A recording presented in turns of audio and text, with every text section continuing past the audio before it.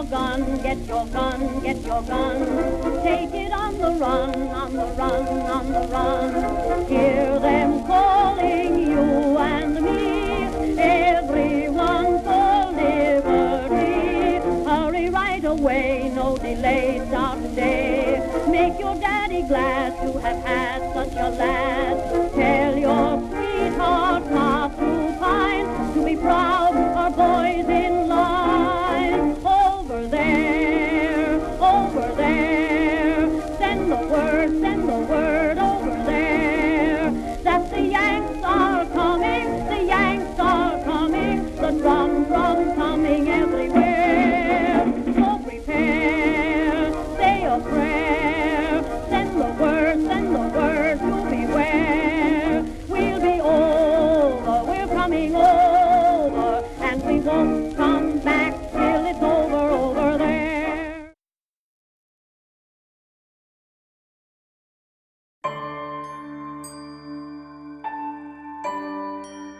At the time, it was called the Great War. It would also be termed the War to End All Wars. Later, we would know it as the First World War. It raged across Europe and other parts of the globe from 1914 to 1918, leaving a trail of death and destruction in its wake, and wiping out, by some estimates, 14 million people in all. In France, nearly 1.5 million people died, with 10% of the entire adult male population lost. Britain lost over 900,000 fighting men. Italy lost over 650,000. The small country of Belgium suffered the loss of over 100,000 people, over half of them civilians. 1.7 million people, military and civilian, died in Russia, 2 million in Germany.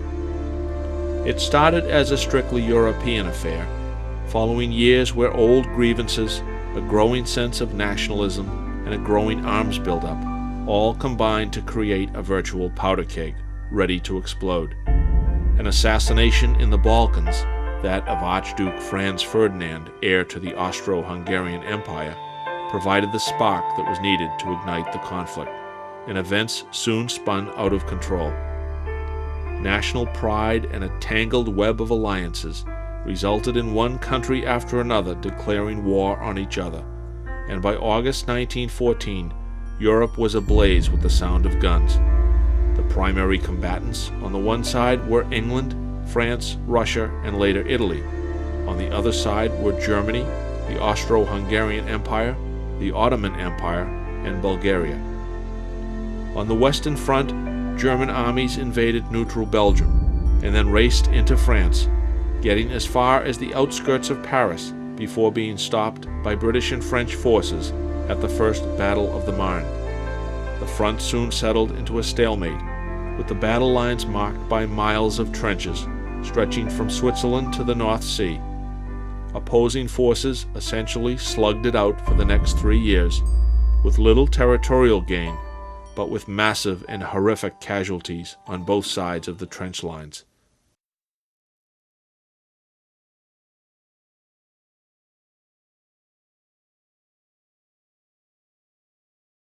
The war was far removed from American shores, and while the natural sympathies of many favored the Western allies of England and France, a large Midwest population of German stock balanced out the mood somewhat.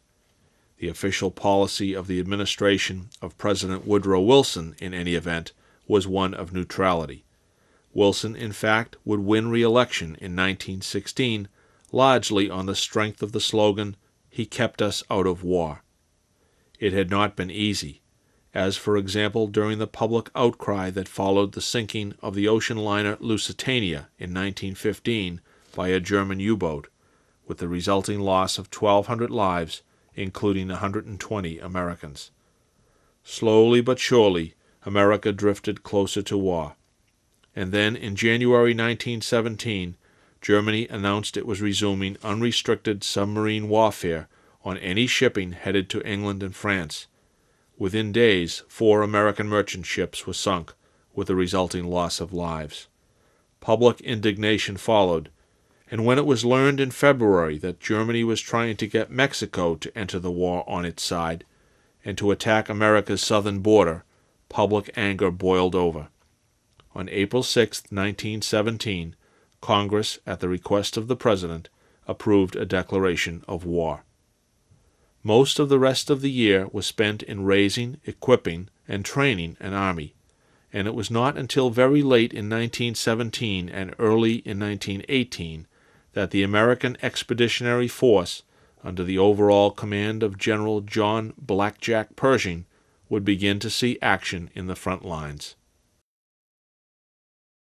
They would be nicknamed Doughboys, a term of somewhat disputed origin, with some attributing it to the pasty look of their dust-covered uniforms following a hard day's march. Whatever the term's origin, however, the growing presence and impact of these doughboys, fresh and eager to fight, would soon be felt.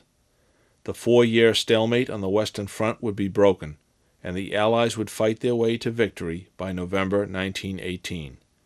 A terrible price would be paid, however, with over 50,000 Americans killed in action, and another 200,000 wounded. Counting those who died from disease or illness, including the terrible influenza epidemic that swept through the armies in late 1918, over 120,000 American young men would lose their lives in the struggle. Among them were some 40 or so from Woburn.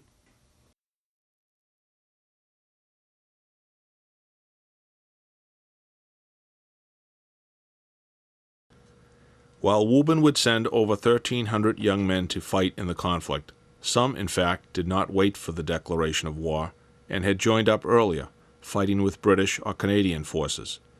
Typical of these young men, perhaps, are the stories of Woburnites William H. Forbes, Patrick H. Callahan, and Sam Armstrong. Forbes of Green Street joined up with the Canadian Army early on in December 1914. Twice he was wounded, once sustaining severe burns in the 1917 Battle of Vimy Ridge, only to recover and go back to the front, where he was shot in the head in action in 1918, the latter injury requiring surgery and the installation of a permanent plate in his head.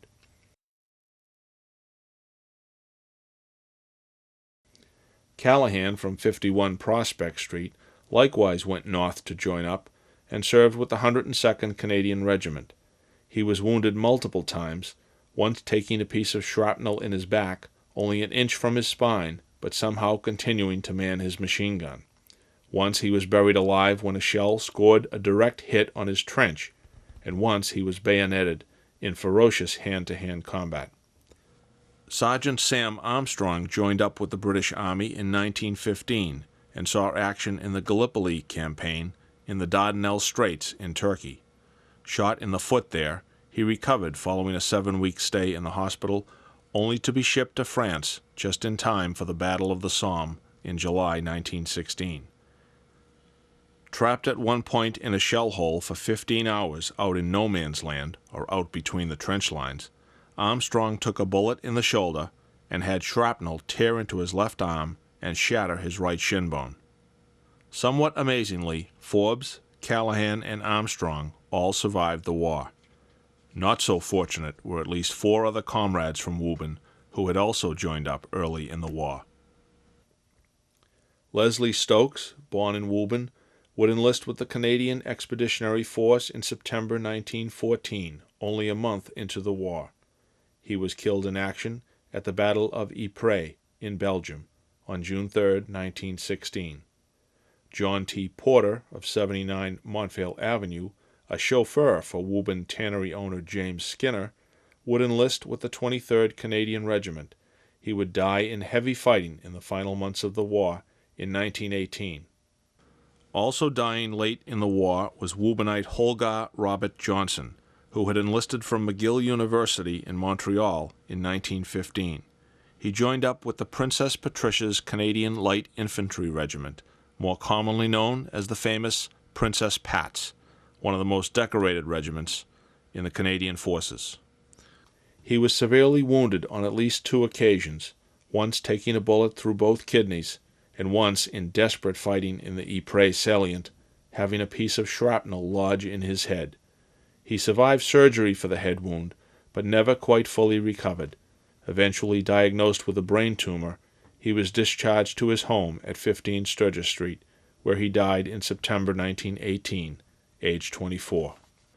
James E. Daly from 42 Union Street had enlisted with the King's Own 8th Irish Regiment in 1915.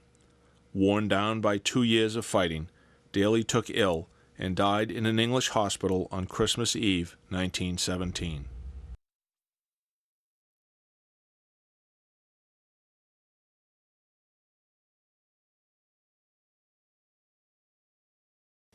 Most of Woburn's 1,300 participants, of course, joined up following America's official entry into the war in April 1917. A national draft had been instituted, and between that and voluntary enlistments, the summer saw hundreds of Woburnites sign up for the cause and report for duty. In addition, Woburn's National Guard unit, Company G of the 5th Massachusetts Regiment, was mobilized and called up. They reported to their brand-new armory, which had just opened on April 11, 1917, and then camped out at Library Park. Well, during World War I was 5 years old, but I have one memory of when I was 4, maybe approaching 5, and Company G in Woburn. They had encamped at Library Field. They had their headquarters down in the armory in Woburn, Massachusetts, and they had encamped, I forget the date, down in Library Field, and had set up their tents, and they spent the night there, and then they get up in the morning, had their breakfast, and came out of Library Field, heading for the railroad station. I have a picture is vivid in my mind, and it's part of their coming out of Library Field and going to the railroad station, and it's them coming up behind the Towanda Club onto the railroad tracks down to the railroad station. Soon they were joined by recent Woburn enlistees, where they were merged into 2 new companies of virtually all Woburn men, Companies F and G of the newly formed 101st Infantry Regiment. The 101st, in turn, was a part of the famed Yankee Division, officially the 26th U.S. Infantry Division. They sailed from New York City on September 7, 1917, and arrived in France 2 weeks later. After a period of further training, they were sent to the front lines in early 1918. On February 27, 1918, Woburn would see its first fatality in the land war in France, when a German shell at Chemin des Dames would score a direct hit on the dugout of Private Lawrence A. Lacasse of 45 Beacon Street. The young bugler from Company G was crushed to death beneath the dugout's tumbling walls. He was 23 years old.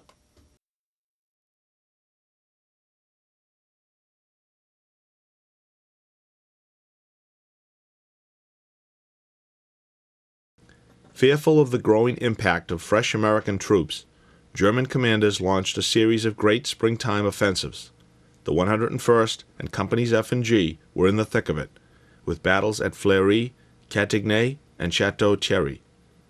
Wrote Private Edward C. Foley of Company F in a letter dated May 15, 1918, "We've been under a heavy strain for the last 4 months, gassed, raided, bombarded, shelled." Added Foley, in thoughts perhaps shared by many of his comrades, "In this game, if a fellow has luck with him, he will come out all right, but should one come over with his name on it, he is done. It's all in the game, and if a fellow's number is up, it's all off with him." 4 Woburn boys would die in the month of May.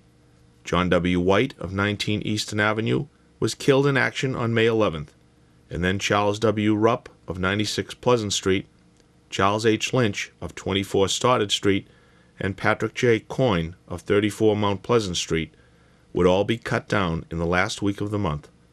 Lynch and Rupp would find themselves together, stuck out in no man's land, during a fierce German attack, and would both be killed by the same exploding shell on May 27, 1918. fellow Wourbonite William J. Carroll of Company G would venture out under fire to help retrieve their bodies. He would recount the loss of his best buddy Lynch in a letter to his sister back home. He was out on patrol when the Germans started an attack, and as far as I could learn, was just making for a dugout. If they were just a minute earlier, the poor kid would still be with us. The same day this thing happened, I was talking to him all afternoon, and he was as happy as ever. Our priest felt pretty bad over it also, as Charlie was a singer in his choir. Well, all I hope and pray for is that he is resting in peace with his God, away from this living hell. The summer saw further German offensives, each deadlier than the one before. The war itself had brought newer weapons and tactics, with machine guns killing at a frightening pace, and Germans unleashing poisonous shells of mustard gas. The gas, first used by the Germans against the British at Ypres in July 1917, caused an immediate burning and irritation to the eyes, often leading to blindness. If inhaled, it attacked the respiratory tract, leading to a buildup of fluid or swelling of the lungs, with death often resulting. From 1917 on, all Allied troops were issued gas masks. A series of pitched battles in and around Vaux, France, in July 1918, saw at least 3 more of Wouburn's sons fall, including Company G's William J. Callahan of 27 Rock Street, who died on July 22, 1918, from wounds received in action. The next day, action near Chateau Thierry claimed the life of Company F's John T. Flaherty of 79 Garfield Ave. Flaherty had left Woburn High School and enlisted in June 1917 at age 16 and a half. The city would later dedicate the front hallway of the old high school in his memory. His picture proudly hangs in the front hallway of the new high school as well.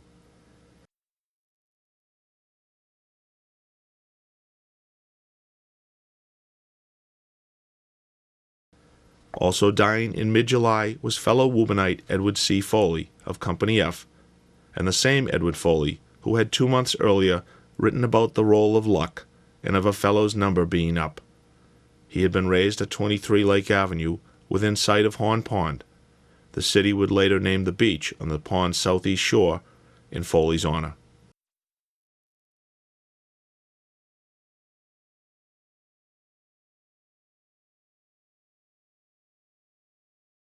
The trench lines of France were not the only places where Woburn boys were in harm's way, the best example, of course, being the constant dangers that confronted those young men who had enlisted in the Navy.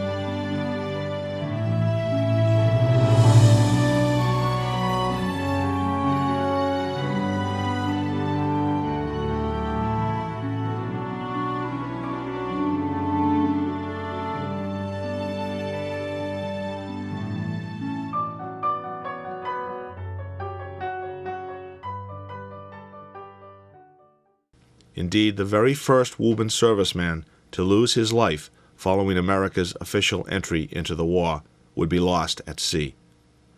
On November 19, 1917, the USS Chauncey, a destroyer, sank after a collision with another ship in the war zone. 21 sailors went down with the ship, among them Charles A. O'Connor, who had grown up at 12 Lake Avenue. And there were plenty of narrow escapes as well. 6 Woburn boys, Charles F. Garvey, Michael F. Forbes, Charles H. Burke, John Carey, and brothers Raymond and William Weefer, were on board the troopship USS Covington when it was torpedoed by a German U-boat in July 1918.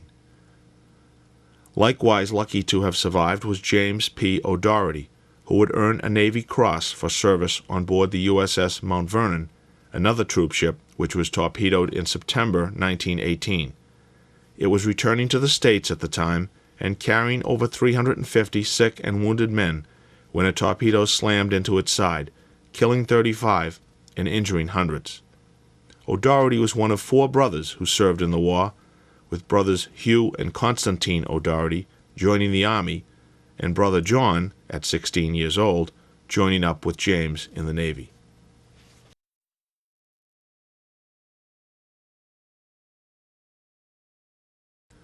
The war provided opportunities for women to serve as well, many of them as nurses or Navy yeomans, such as Woburnite Anna Forbes. General Pershing would also recruit women who could speak fluent French.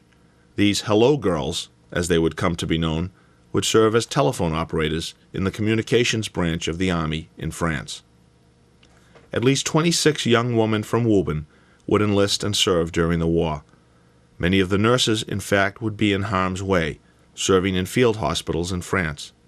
Among the Woburn nurses serving in France were Inez Miller, Mildred Dill, Edna Hinckley, Ethel Conn, and Isabel Stewart White, with some of them coming in contact with and able to care for wounded boys from Woburn. Isabel White would later comment that the most pitiful cases were lads whose lungs had been poisoned by gas and for whom there was little or no relief. She also made note of the thousands of graves of American boys who were struck down by the influenza epidemic, some just weeks after their arrival in France, without ever having seen a trench.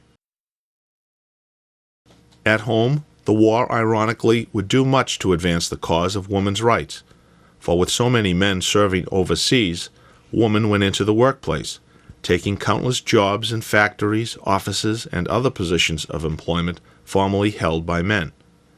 Equal work soon led to the cry for equal rights, and it is no coincidence, for example, that the women's suffrage movement, stymied for decades, would finally see success shortly following the war.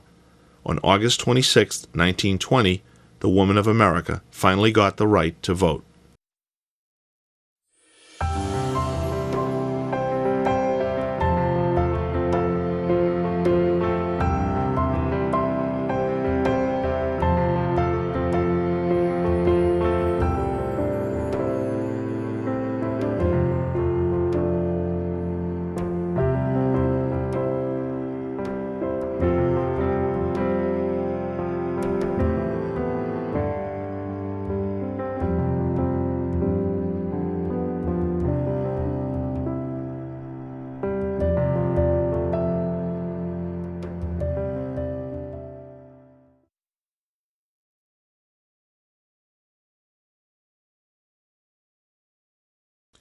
Not every young man from Woburn who signed up to fight had the same journey. Over 20 Woburnites of African American descent served in the cause, but they did so in an age when the armed forces were strictly segregated, and where colored troops, as they were called, were generally relegated to support positions in engineering or supply regiments. They faced challenges aplenty, and even before being sent overseas. Typical of their experiences were those of William Henry Scott, Jr., of 41 Church Street. Scott's father, William Henry, Sr., had started life as a slave, and as a young boy had sought refuge with the Union Army, being taken back to Massachusetts by Loring Muzzy, a soldier from Lexington.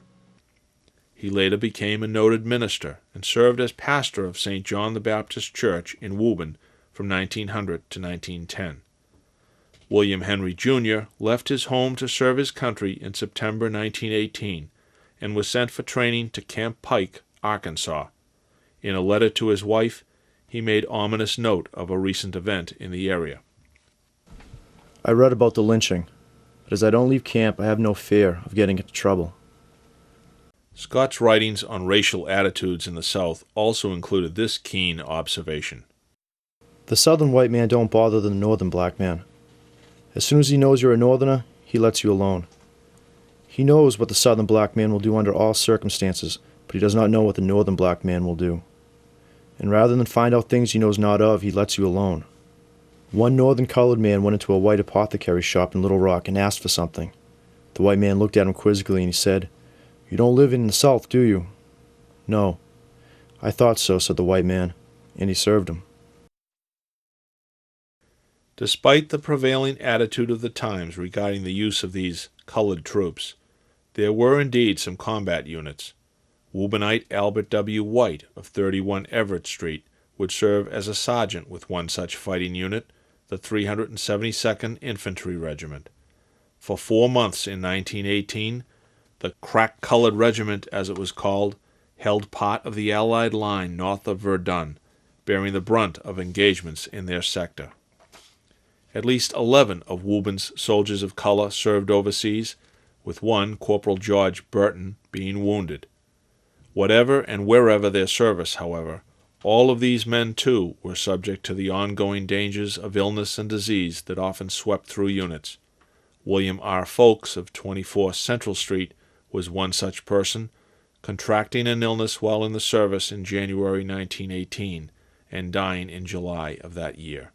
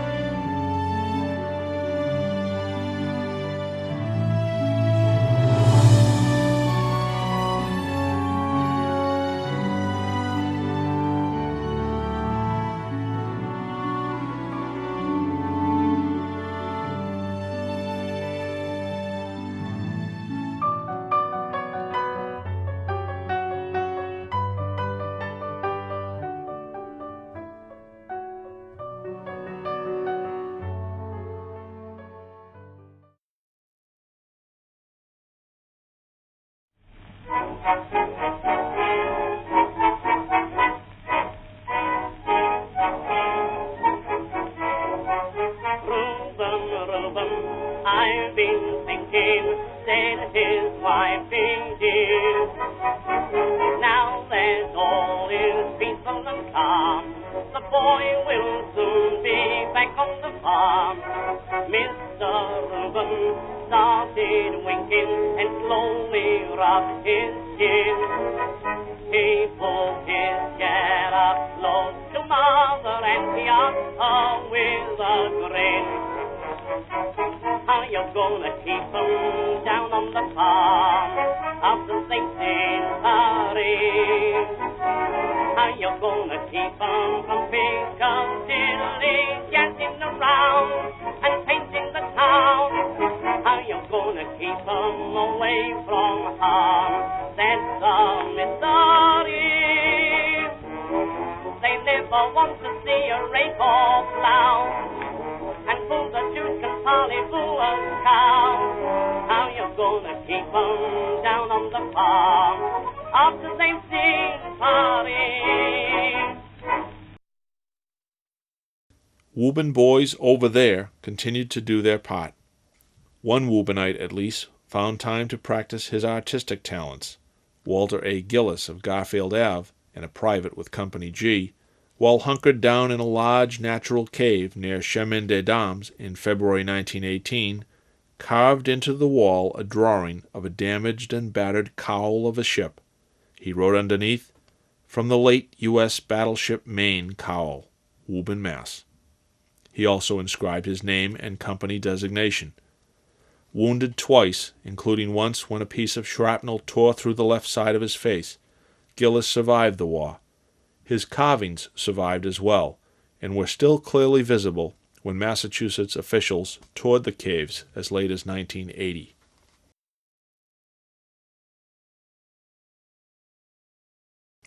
Many found the time to write letters home, letters which today allow us to look back in time at these young boys as they share their thoughts, their moods, and their worries. Initial letters, written shortly after arrival, contained comments on their new surroundings, concerns over getting paid, and, of course, requests for cigarettes. Wrote Leo Murphy in a letter dated October 16, 1917, Thought I would drop you a few lines to let you know that all the Woburn boys are okay. We are quartered in a swell barracks or billets, as the French people call them. The French and the Mass boys have one grand time together, provided we have someone that can talk French. And Fred Noyes of Company F had this to say in a letter to his mother, also in October 1917. We haven't received any money yet, but as soon as I get it, I will send most of it home. My pay will be about $70, and I will send 50 of it to you. David B. Christie of Company G had this to say on the subject of cigarettes. American tobacco is hard to get here. If a fellow has a sack of Bull Durhams, he feels like a millionaire and has lots of friends. I have seen 14 of us get a smoke out of one cigarette. There was just about one long inhale apiece, and if you tried to sneak out another, you were due for a beating. David Christie would be killed in action the following July, felled by a German shell. Standing next to him at the time was his brother, Ralph Christie, who was seriously wounded by the same shell. Indeed, the tone and the subject of the letters changed soon enough. Many reflected the difficulties presented by life at the front. The last trenches we were in were bad. The water was up over our knees in places, and mud, nothing but mud and water and rats as big as cats running over us while we were trying to sleep. But it was impossible to sleep in those stuffy dugouts, but we will make the best of it and stick it out like real men. Private John J. Sullivan, Company F. And there was this succinct statement from Patrick Callahan in a letter home to Woburn. I've been 3 months without once changing my clothes. Life at the front had brought about changes in attitude as well. Wrote Edward C. Foley in May 1918, 2 months before he was killed. The boys in France are not the same happy-go-lucks who left the States last fall. They are changed a lot. It is a grand sight to see them, just as soon as they get away from the lines. Be there for the nearest church and go to confession and Holy Communion. Many of the letters in 1918, of course, reflected the reality of action at the front against the Germans, or, as they were often called, the Boche. The Woburn boys were indeed in the thick of things. We have been getting quite a lot of scrapping in the past month. We started over the top and drove the Boche for 7 days, and they are still going. You should have seen our boys fight. Private Charles O'Doherty, Company G. I suppose you will know that by this time we have been over the top. I had some pretty close shaves during my first day chasing the Huns, but I can say that I put an end to 5 Germans, and of course it is tough to kill, but it gotta be done.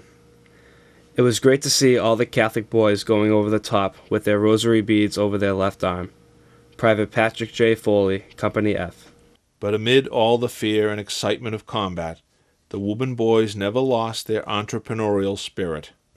Some of the boys were kind of nervous going over the top, but when a bunch of Germans would come out of a dugout, the first thing that we would do was put the gun up to their faces and make them come across with their souvenirs. Private Daniel Caniff, Company G. Caniff at one point would be credited with capturing 7 armed Germans single-handedly. Many letters were also written from hospitals by Woburn boys recovering from their wounds.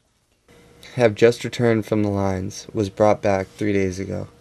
We had just moved up the night before and the next morning went over the top. I was knocked out by a high explosive shell as they were sending over 4 gas shells out of every 5. I got a good deal of gas in my lungs. The gas worked pretty bad on me this time, it being the second time I have got it. Private Peter H. O'Brien, Signal Corps. Almost all of the letters downplay the seriousness of the wounds, out of concern for the effect of the news on their loved ones back home. My dear Dad, I suppose you will know of my being slightly wounded before receiving this letter, but thank God I was lucky and escaped without serious wounds. Do you remember young Gillis who drove for Jaquith? He was wounded through the hand by a sniper. I am still in good health and spirits. I can walk around, but my right leg is a bit sore, where a bit of shrapnel was taken out. It was tough to get wounded, but now I am all right again, thank God. Dad, it might have been worse. Corporal George Finn, Company G. News that the influenza epidemic had spread to the States brought considerable worry as well. Gee, Ma, I hope that none of the family will catch that new disease, as at this time us fellows over here are doing more worrying about the people at home than we are of the Germans. I hope you and all the rest of the boys' mothers will write as often as possible so as to relieve us fellows' minds, And believe me, when a fellow knows that everything is all right at home, he can fight all the harder. George Sargent, Supply Company, 101st Regiment. There would indeed be plenty of hard fighting still to come.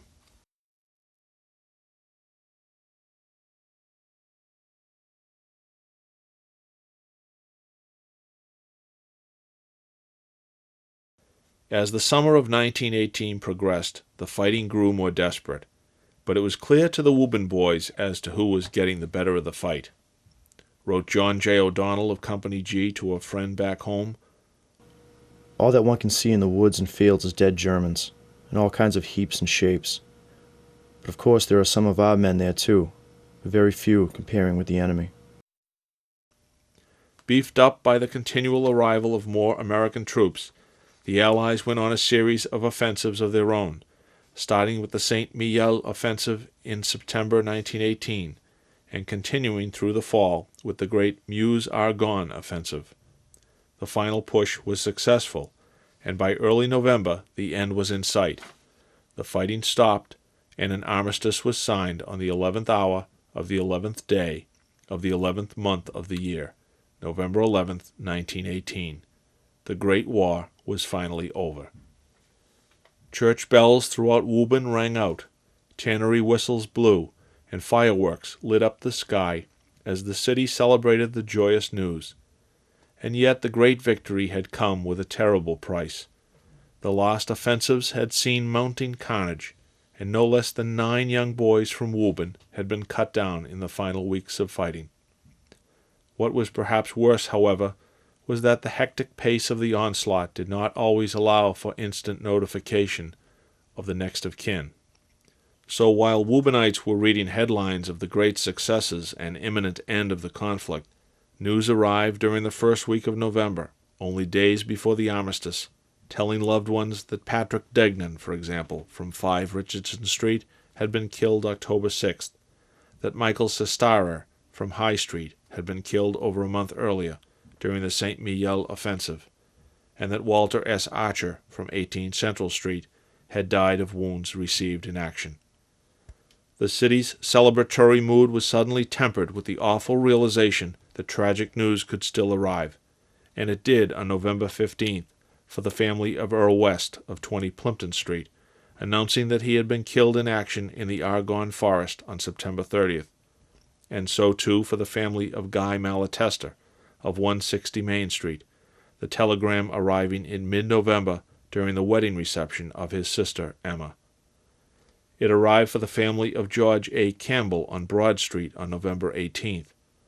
Older than most Woburn enlistees, the 49-year-old Campbell had already had a distinguished Army career, with stints of service in the Philippines, in China, and in the Mexican campaign to capture Pancho Villa. Honorably discharged, he chose to re-enlist in 1914. The city's veterans would later name their American Legion Veterans Post in his honor, and the city council would rename Broad Street to Campbell Street in his honor as well. The fateful post-armistice telegram would also arrive for the wife of Arthur Moen, telling her that her husband had died on October 23rd from wounds received in action near Belleau Wood. 3 weeks prior, Moen had received a divisional citation for meritorious conduct as a runner during a raid into enemy lines. The families of John Russo, Sophus Christensen, and William Magar would also receive the fateful news, with the notification in the Christensen case arriving as late as December 26, 1918. He had died October 3rd at Mont Blanc Ridge.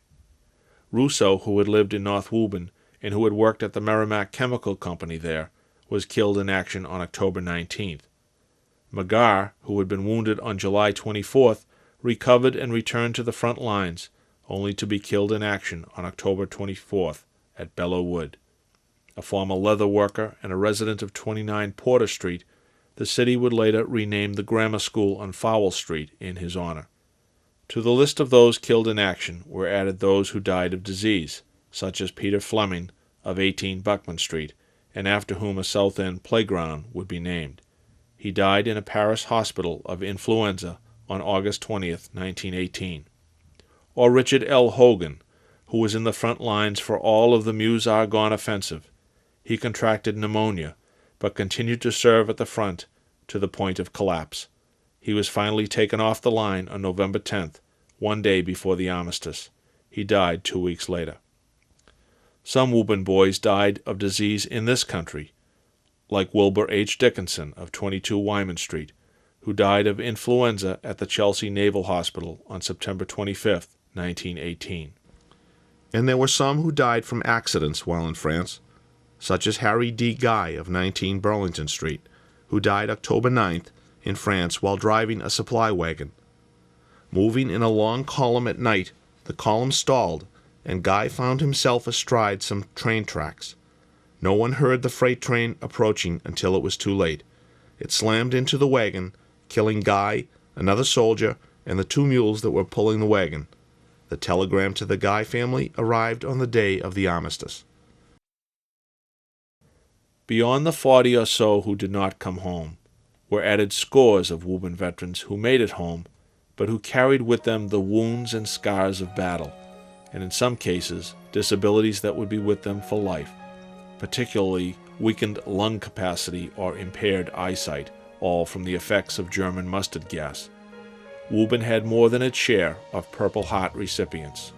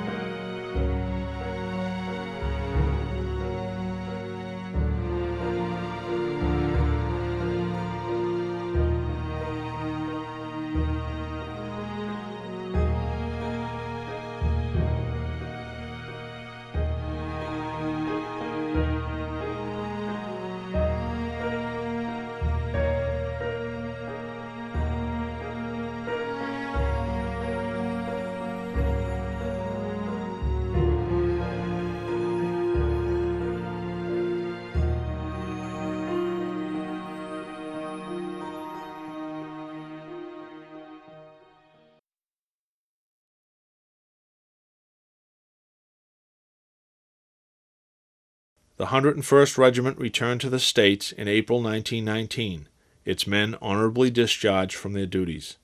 On June 17, 1919, a Welcome Home Day was celebrated in Woburn with a grand parade and other festivities.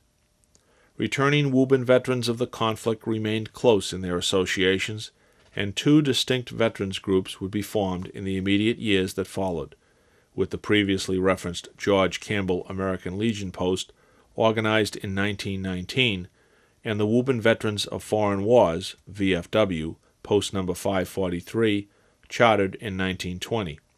Later, a third such organization, the John T. Flaherty Chapter of the Disabled American Veterans, DAV Post, would be chartered in 1932. Many of those who had fallen and who were buried in France or Belgium eventually came home as well, thanks in no small part to the work of fellow Woburnite Captain Daniel J. Canty of Porter Street. A career Army man and a lieutenant at the outbreak of the war, Canty remained in France for 4 years following the war's end, overseeing the work of the Graves Commission, which located and identified the remains of fallen soldiers, and then, if the family desired, arranged for their reinterment back home. For his efforts along these lines in the country of Belgium, Canty was awarded the Knight of the Order of Leopold by the king of that country. The war continued to claim victims, however, with several of those who had been severely wounded or gassed dying of their wounds within a few years of the war's end. Leon Quimby of Cumming Street, who died in September 1919 from the effects of gas poisoning, was one such person. Cumming Street would be renamed Quimby Avenue in his honor. One Woburn veteran died in 1925, with his obituary noting that he had never gotten over the war and had died of shell shock. And then there was the case of Charles Garvey, who survived the war despite having his ship, the USS Covington, torpedoed, only to be crushed when he slipped while boarding the train in Newport, Rhode Island on June 12, 1919. The train he was boarding was to take him home to Woburn for the Welcome Home Day festivities to be held 5 days later.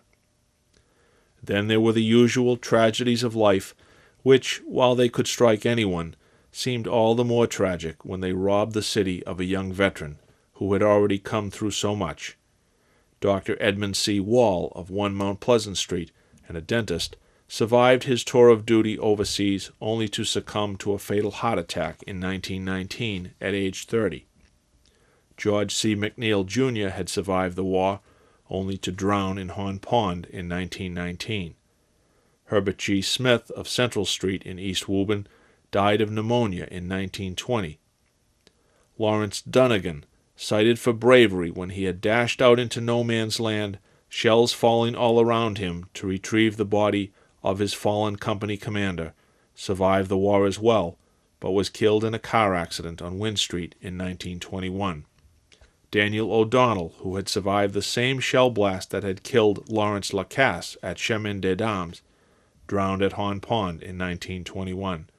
One veteran, Charles W. Carroll, was murdered in the woods of Maine.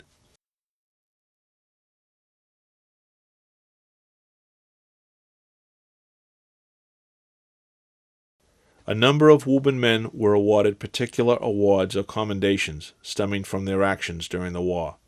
4 sons of Woburn were awarded the Distinguished Service Cross, awarded for extraordinary bravery in action, and the nation's second highest military honor, second only to the Congressional Medal of Honor. George A. Campbell earned his on September 12, 1918, when he displayed, quote, exceptional bravery when with 3 men he preceded his battalion into La Jolie Bois and captured 3 machine guns and 29 prisoners, which had been maintaining a heavy fire upon our lines, end quote. 3 weeks later, Campbell was killed in action. His medal was awarded posthumously. Lawrence J. Kelly was awarded his Distinguished Service Cross for, quote, extraordinary heroism in action near Bois de Saint-Remy, France, on September 12, 1918. Accompanying 2 other soldiers, Private Kelly rushed forward in advance of his lines, exposed to heavy machine gun fire, and captured 2 machine guns and 6 of the enemy who were manning the position, end quote.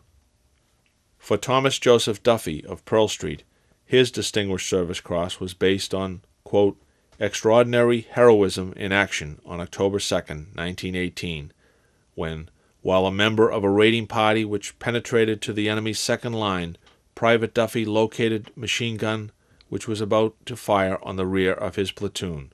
Exposing himself to heavy machine gun fire, he crawled to a position of vantage and shot the gunner and captured the gun and 2 other members of the crew, end quote. Private John R. Walsh earned his Distinguished Service Cross, quote, for extraordinary heroism displayed by him in Belleau de Bois on October 23, 1918, when Private Walsh, along with another soldier, advanced carrying their machine gun to an enemy pillbox and outflanked the enemy. For 2 days and nights, without food or water, he remained in the pillbox under heavy artillery and machine gun fire, and rendered invaluable assistance to the infantry, end quote. In addition to the 4 Distinguished Service Cross recipients, others, including Captain William Ball and Commander Charles Wellman Parks, received the Distinguished Service Medal, honoring officers who rendered exceptional service to the government. At least 4 Wouburnites, Donald McPherson, Lawrence Kelly again, Thomas H. Hammond, and Major Daniel Canty, received the French Croix de Guerre, or Cross of War.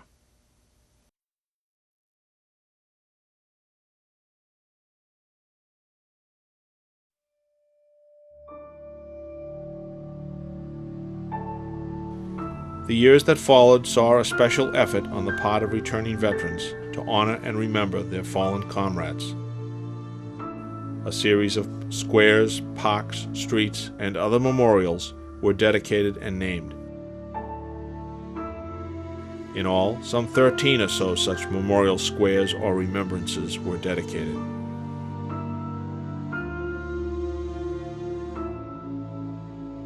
the signs, the plaques, and the street names still remain today. We ride by them in our daily travels, perhaps not even noticing, or perhaps reading the name with a casual glance, but never knowing the story behind the name, or indeed the person who lived that story. Let us pay notice anew, for now we know. We know who they were, and we know what they did.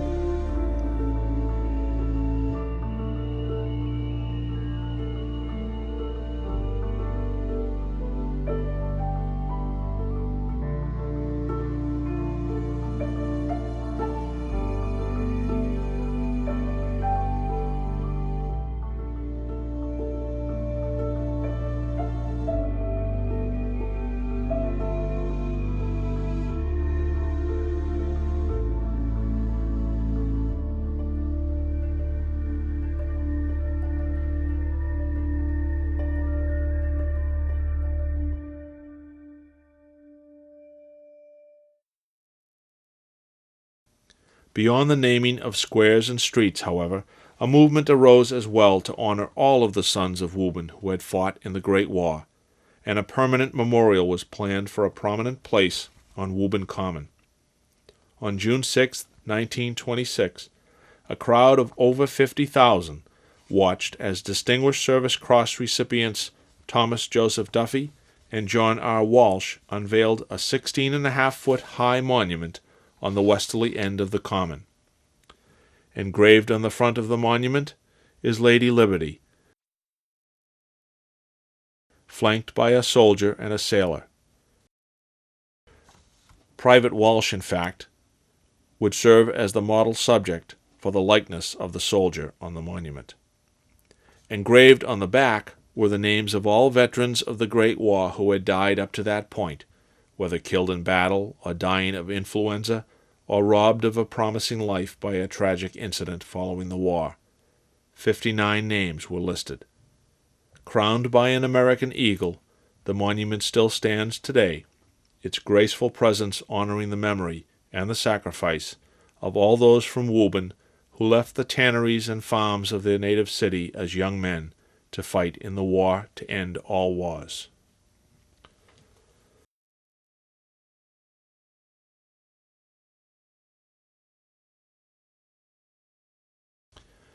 We know now, of course, what they didn't know then, that it wouldn't, in fact, be the war that would end all wars, and the generation that fought in the Great War would see the next generation once again go off to fight in an even deadlier war. And yet, faced with what they did know in that summer of 1917, these young men of Woburn responded in a noble and commendable way.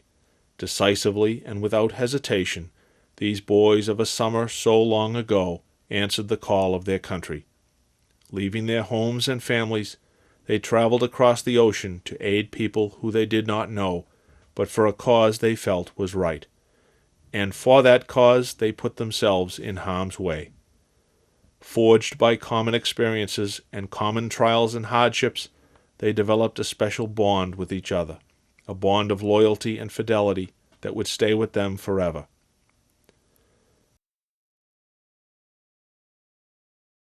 There would be annual gatherings on the Common on Veterans Day, November 11th, though their generation would forever refer to it as Armistice Day.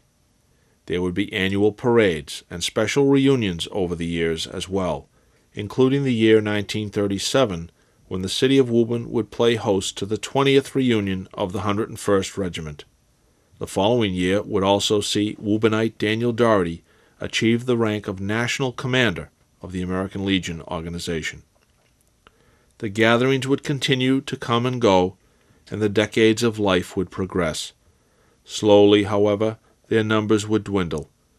Time, of course, would slowly rob us of those gallant 1,300 who went off to fight in the Great War. One by one, they slipped from our midst, comfortable, no doubt, with their own place in history, proud that they had fought for a noble cause, and knowing deep down in their hearts that they had done their best to do their duty. The last Woburn veteran of the war, Joseph Snyder, died in 1999 at the age of 102. They rest now in the tranquil peace of eternity, Wooburn's boys of summer, together once again.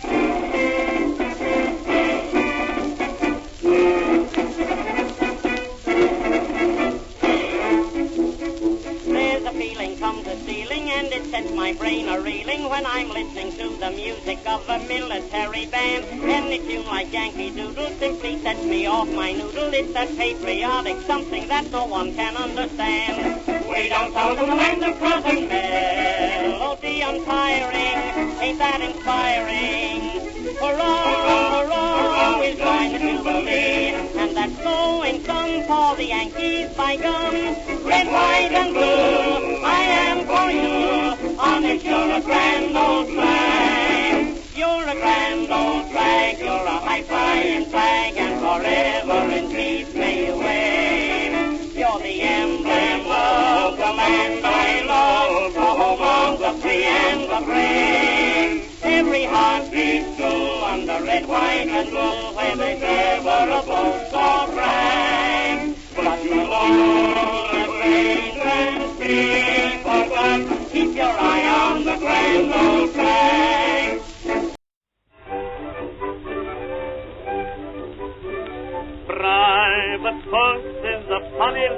dodger with a smile, a funny smile.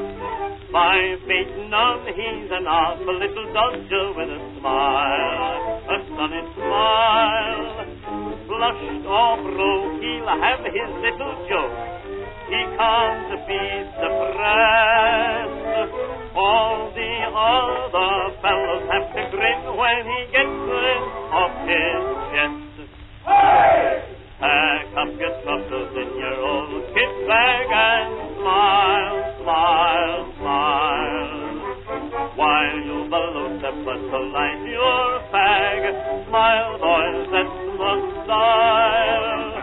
What's the use of worrying? It never was worthwhile.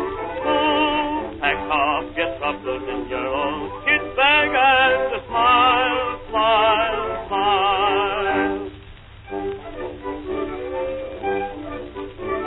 Private Perks went marching into Flanders with his smile, his sunny smile. He was loved by the privates and commanders for his smile, his sunny smile. When the throng of Germans came along with a mighty swing, Perks yelled out, "This little bunch is mine. Keep your heads down, boys, and sing."